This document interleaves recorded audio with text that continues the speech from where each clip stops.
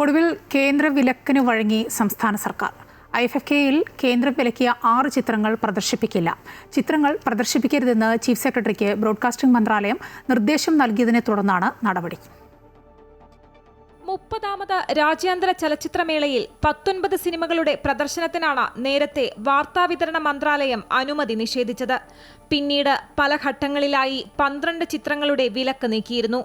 എന്നാൽ 7 ചിത്രങ്ങളുടെ പ്രദർശന വിലക്ക് തുടരുകയായിരുന്നു. ചലച്ചിത്രമേളയിൽ ഷെഡ്യൂൾ ചെയ്ത സിനിമകൾ പ്രദർശിപ്പിക്കാനാകാത്തത് രാഷ്ട്രീയ വിവാദങ്ങൾക്ക് വഴിവെച്ചു.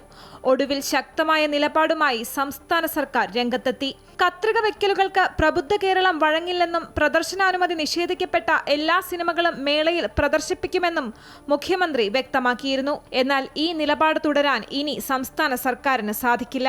All That Lefts of You, Clash, Yes, Flames, Eagles of the Republic, A Poet എന്നീ സിനിമകൾ പ്രദർശിപ്പിക്കരുതെന്ന് ചീഫ് സെക്രട്ടറിക്ക് ബ്രോഡ്കാസ്റ്റിംഗ് മന്ത്രാലയം കർശന നിർദ്ദേശം നൽകി. ഇതേ തുടർന്ന് ചീഫ് സെക്രട്ടറി നിർദ്ദേശം ചലച്ചിത്ര അക്കാദമിക്ക് കൈമാറി. ഇനി ഈ ചിത്രങ്ങൾ പ്രദർശിപ്പിക്കില്ല. അമൃത ന്യൂസ്, തിരുവനന്തപുരം.